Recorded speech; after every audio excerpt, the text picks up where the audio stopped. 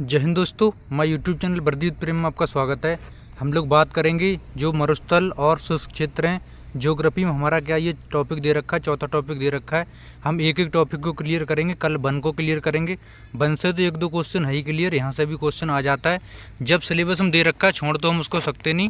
फिर मैंने इसके 70 क्वेश्चन लिए और 30 क्वेश्चन मैंने बहुत ही प्यारे प्यारे लिए। वो लिए विश्व के घास के मैदान, विश्व एवं भारत के घास के मैदान लिए, क्योंकि मरुस्थल एवं शुष्क क्षेत्र में कभी कभी क्या होता है घास के मैदान वाला भी क्वेश्चन जो है पूछ देता है, इसलिए मैंने 30 क्वेश्चन वहाँ से ऐड किए। हम सुपर 100 क्वेश्चन ही करेंगे। देखो वो काम मेरा है कि मेरे को कैसे टॉपिक अगर छोटा है या कैसा टॉपिक है उसको कैसे एडजस्ट करना है, वो सब मेरा काम है। सुपर 100 में आपका 100% भला होगा, ऐसा मान के आप लोग विश्वास के साथ में लगे रहिए। जो भी नए हुआ करें आते ही पहले क्लास देखना स्टार्ट करते हो लाइक कर दिया करो, हाइप कर दिया करो। क्या जा रहा है आपकी जेब से, कुछ जा रहा है, और हो सके तो शेयर कर दिया करो अपने मित्र बंधुओं तक। हम लोग बात करेंगे फटाफट। विश्व का सबसे बड़ा गर्म मरुस्थल कौन सा है? तो सहारा जो मरुस्थल है वो विश्व का सबसे बड़ा गर्म मरुस्थल है। फटाफट हम बात करेंगे। गोबी मरुस्थल मुख्य रूप से किन देशों में फैला है? जो गोबी मरुस्थल है वो चीन और मंगोलिया में फैला पूरा। इंपॉर्टेंट क्वेश्चन है, बहुत बार क्वेश्चन ये पूछा गया है। बहुत ही शानदार तरीके से हमारी सीरीज चल रही। 100 क्वेश्चन हम 20 मिनट में करते हैं, और वैसे करने बैठोगे तो घंटों लग जाते हैं इसमें। थार मरुस्थल का अधिकांश भाग किस देश में? थार जो मरुस्थल है इसका सब ज़्यादातर जो फैला पड़ा है वो भारत के राजस्थान में सबसे ज़्यादा फैला पड़ा है। आटाकामा मरुस्थल दुनिया का सबसे बड़ा शुष्क मरुस्थल कहाँ स्थित है? ये स्थित है दक्षिण अमेरिका, चिली में। कालाहारी मरुस्थल किस महाद्वीप में पहुँचता है? बहुत ज़्यादा अफ्रीका में। कालाहारी जैसे काले लोग होते हैं अफ्रीका, कैसे देख सकते हो। पेटागोनिया मरुस्थल कहाँ है? तो ये अर्जेंटीना में है। इनमें बस याद रखने वाली बात है, आपको ये टॉपिक करके आए होगे, क्वेश्चन बड़े आराम से हो जाएंगे। निम्न में से कौन सा मरुस्थल एक शीत मरुस्थल का उदाहरण है?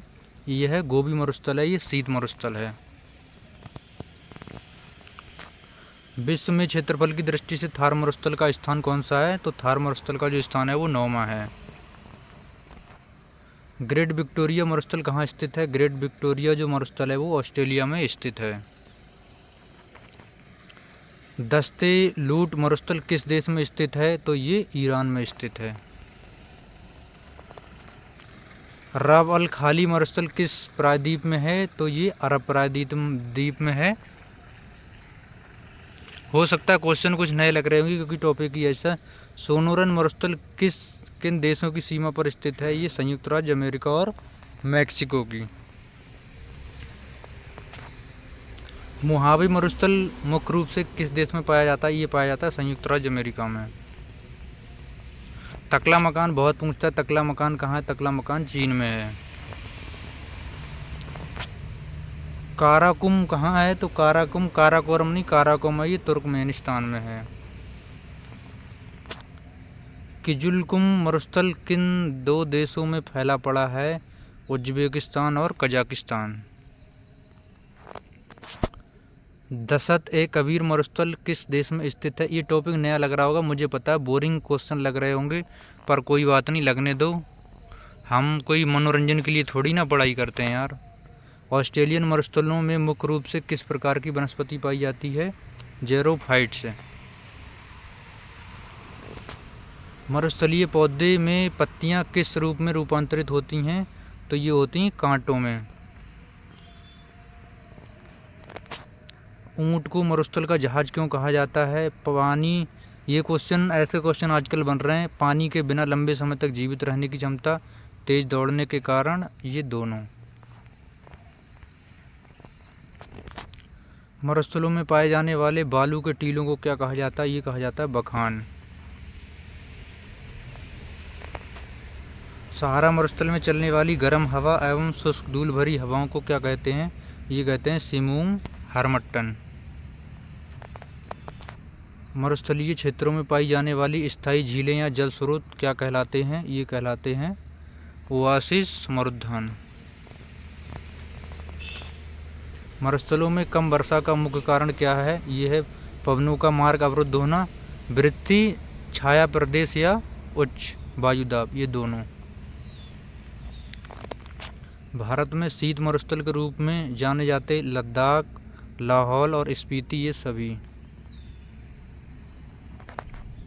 मरुस्थलीकरण का प्रमुख कारण क्या है? वनों की कटाई है, अतिचरण है, जलवायु परिवर्तन है, ये सभी। ऐसा क्वेश्चन भी बहुत पूछता है आजकल। विश्व मरुस्थलीकरण और सूखा रोकथाम दिवस कब मनाया जाता है? ये मनाया जाता है 17 जून को। संयुक्त राज्य मरुस्थलीकरण रोकथाम कन्वेंशन की स्थापना किस वर्ष हुई थी? ये हुई थी 1994 में। थार मरुस्थल की सबसे लंबी नदी कौन सी है? ये है लूनी नदी। थार मरुस्थल में पाए जाने वाले जहरीले सर्प का नाम क्या है? ये है पियुंजन। मरुस्थलों में दैनिक तापांतर बहुत अधिक क्यों होता है? ये बालू की विशिष्ट ऊष्मा कम होने के कारण, आर्द्रता की कमी होने के कारण, ये उपर्युक्त सभी। किस महाद्वीप में एक भी मरुस्थल नहीं है? यूरोप में कोई भी मरुस्थल नहीं है। सहारिया जनजाति मुख्यतः किन मरुस्थल के समीप पाई जाती है? सहारा मरुस्थल। बुशमैन जनजाति का निवास स्थान कौन सा मरुस्थल है? ये है कालाहारी मरुस्थल। बेडुइन जनजाति कहाँ पाई जाती है? ये पाई जाती है अरब के मरुस्थल में। ऑस्ट्रेलियन मरुस्थल क्षेत्र की मूल निवासी जनजाति कौन सी है? ये है एबोरिजिनी। नामीब मरुस्थल किस महाद्वीप के तट पर स्थित है? ये है अफ्रीका। नामीब मरुस्थल के तट पर कौन सी ठंडी महासागरीय धारा बहती है? ये बेंगोला धारा। आटाकामा मरुस्थल के शुष्क होने का प्रमुख कारण कौन सी ठंडी धारा है? ये हम्बोल्ट या पेरू धारा। देखो, इसके बाद हम लोग 70 क्वेश्चन कर लेंगे। इसके बाद 30 क्वेश्चन हम लोग करेंगे घास के मैदान के। निम्न में से कौन सा मरुस्थल संयुक्त राज्य अमेरिका में स्थित नहीं है? देखो, यहाँ पे सोनोसन है, मोहाबे है, ग्रेट बेसिन है, ये गिब्सन मरुस्थल नहीं है और नहीं है, ज़रूर पढ़ना है अच्छे से, ठीक है। गिब्सन और ग्रेट सैंडी मरुस्थल किस देश में है? ये है ऑस्ट्रेलिया में। सिंचित क्षेत्रों में मरुस्थलीकरण को रोकने के लिए भारत में कौन सी परियोजना सबसे प्रमुख है? तो ये इंदिरा गांधी नहर परियोजना। मरुस्थलों में बालू के कणों के उड़कर एक स्थान से दूसरे स्थान पर जाने की प्रक्रिया को क्या कहते हैं? इनको कहते हैं अपवाहन। हमादा मरुस्थल से क्या तात्पर्य है? ये है चट्टानी या पथरीला मरुस्थल। एग मरुस्थल किस प्रकार का मरुस्थल होता है? ये होता है रेतीला मरुस्थल। रेग मरुस्थल का संबंध किससे है? तो ये कंकड़ और पत्थरों से ढके मरुस्थल। विश्व का सबसे शुष्क स्थान अरिका किस मरुस्थल में स्थित है? ये आटाकामा मरुस्थल में। मरुस्थलीय क्षेत्रों में पाई जाने वाली झीलों को क्या कहते हैं जो सूखने पर नमक की परत छोड़ जाती हैं? ये प्याया झीलें। मरुस्थलीय पौधों में प्रकाश संश्लेषण का मुख्य रूप कौन करता है? तो करता है चपटा और हरा तना।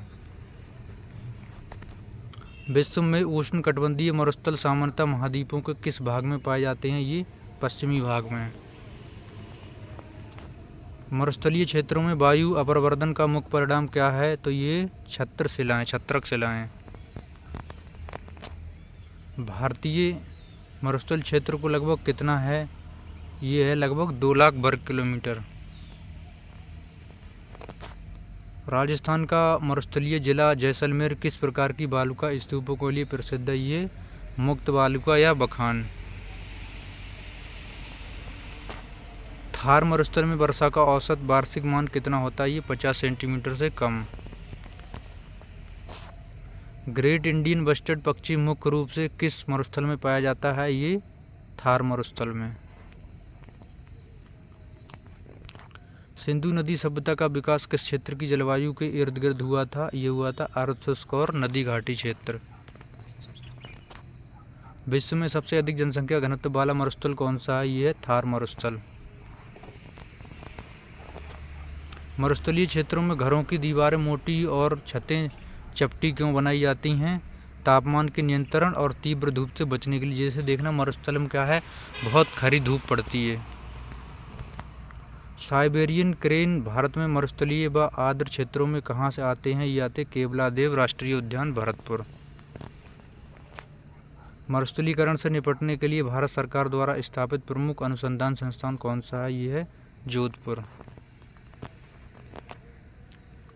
केंद्रीय शुष्क क्षेत्र अनुसंधान संस्थान की स्थापना कहाँ की गई थी? ये राजस्थान। विश्व बैंक की रिपोर्ट के अनुसार मरुस्थलीकरण से दुनिया की कितनी प्रतिशत आबादी प्रभावित है? ये 40%। निम्न में से कौन सी गैस मरुस्थलीकरण और ग्लोबल वार्मिंग को बढ़ावा देती है? ये कार्बन डाइऑक्साइड और मीथेन। मरुस्थलों में पाए जाने वाले बेलविटिया पौधे की विशेषता क्या है? ये है यह सैकड़ों साल जीवित रहता है और इसकी केवल 2 पत्तियां होती हैं। पेरू की ठंडी धारा का मरुस्थलीय जलवायु पर क्या प्रभाव पड़ता है? वर्षा को रोकती है और शुष्कता बढ़ाती है।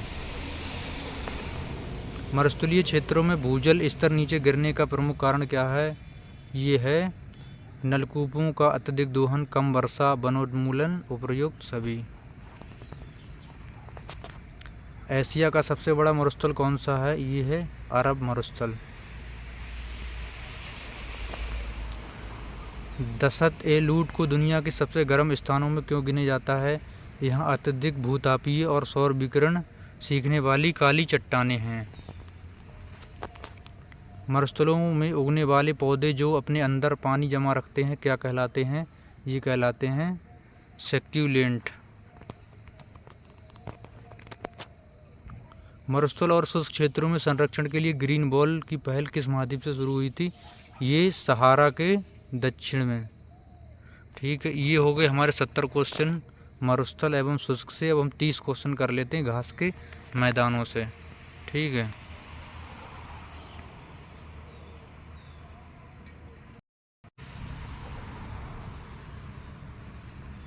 घास के मैदानों से भी क्या है क्वेश्चन जो है बन जाते हैं और दे भी रखा है टॉपिक में, तो इसलिए जो है बहुत ज़्यादा ज़रूरी है। अन्य एग्जामों में भी यहाँ से क्वेश्चन जो है बनते रहे हैं क्योंकि उसमें लिखा भी है वर्ल्ड ज्योग्राफी। अब पूछता है प्रेरीज घास के मैदान। प्रेरीज घास के मैदान मुख्य रूप से कहाँ पाए जाते हैं? तो प्रेरीज जो हैं वो उत्तरी अमेरिका में पाए जाते हैं।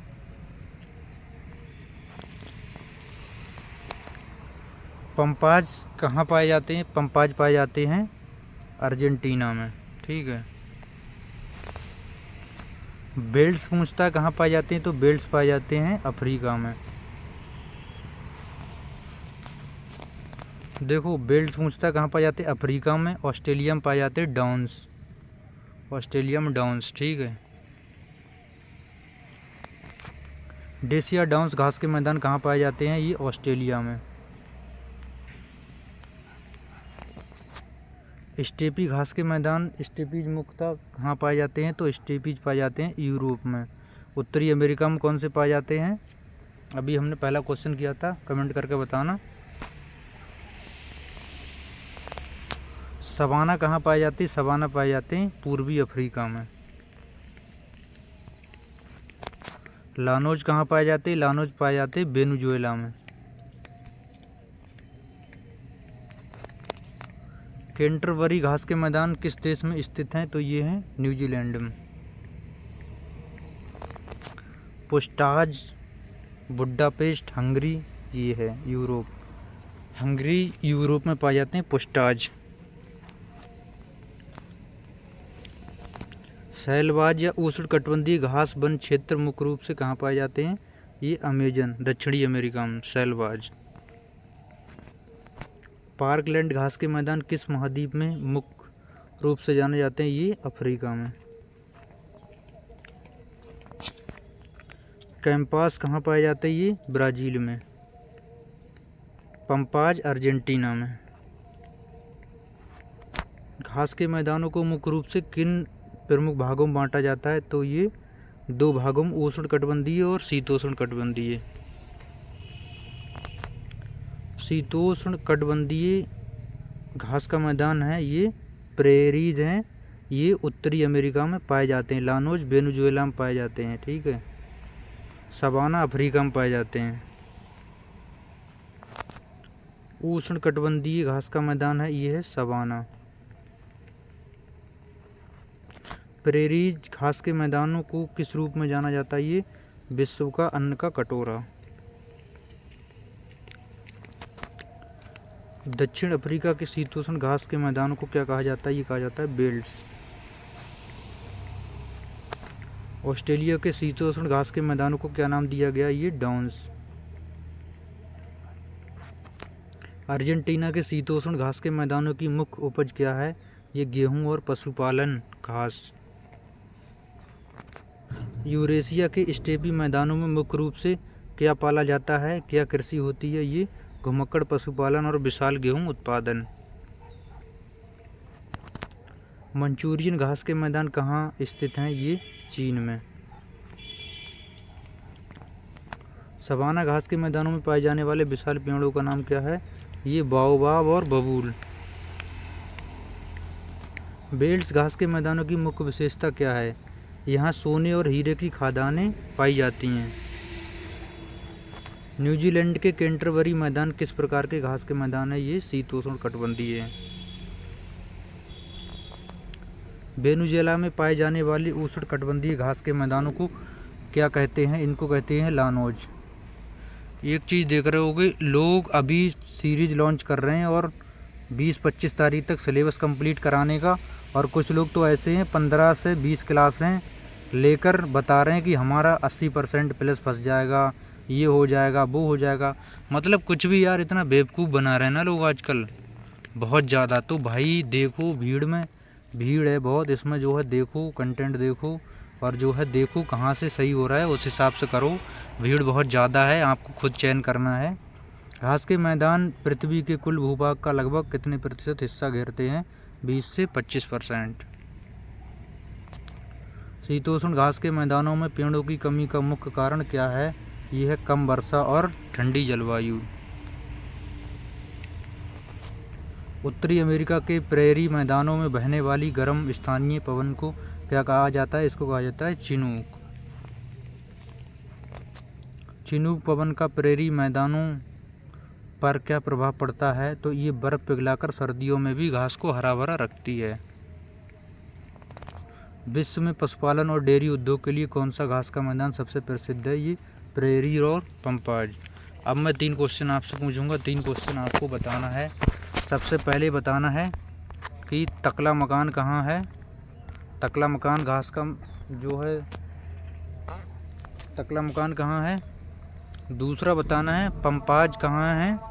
और तीसरा आपको बताना है लानोज है, लानोज कहाँ है? इन तीनों का आंसर आपको बताना है। बाकी की जो नए हैं वो चैनल को सब्सक्राइब करो, लाइक करो, और बाकी टेलीग्राम से जुड़ जाओ। ऑफिशियल पेज पे जाओ, होम पेज पे, वहाँ से टेलीग्राम का लिंक मिल जाएगा। बाकी क्लासें लगातार चलती रहेंगी। कल ज्योग्राफी का टॉपिक होगा वन का, ऐसे ही शानदार तरीके से चलते रहेंगे। आज का टॉपिक हो सकता है कुछ बोरिंग हो और हो सकता है कि याद ना हो, पर कोई बात नहीं, 2-3 बार देख लेना, फिर आपको याद हो जाएगा। जय हिंद।